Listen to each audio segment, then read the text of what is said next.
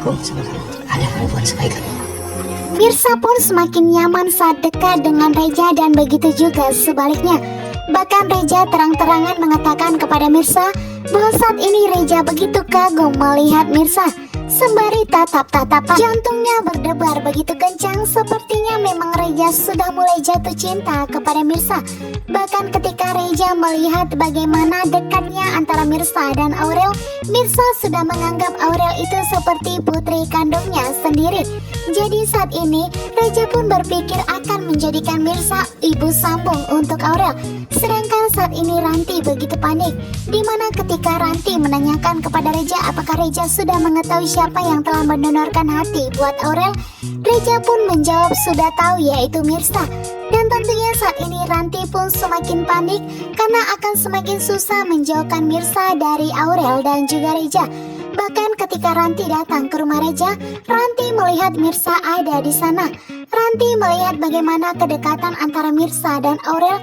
Sedangkan saat ini Ranti pun semakin menjauh dan semakin tidak bisa lagi menghasut Aurel, sehingga Ranti pun benar-benar sangat kecewa. Sementara itu ketika Reja selesai mengantarkan Aurel, Karina pun menemui Reja dan meminta untuk mereka berbicara serius.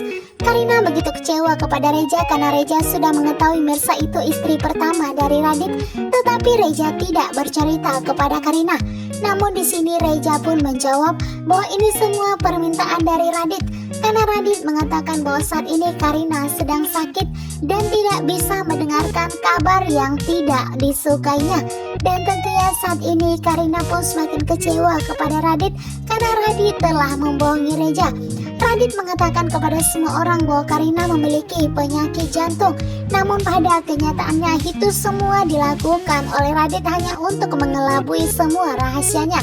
Bahkan saat ini Mirsa pun benar-benar kecewa kepada Radit. Di saat Reja bertemu kepada Mirsa, Reja mengatakan bahwa dirinya tadi bertemu dengan Karina, dan Karina begitu marah kepada Reja karena Reja telah sekongkol kepada Radit. Namun di sini Reja mengatakan bahwa saat ini Reja memang berbohong kepada Mirsa dan juga Karina. Itu semua karena Radit mengancam.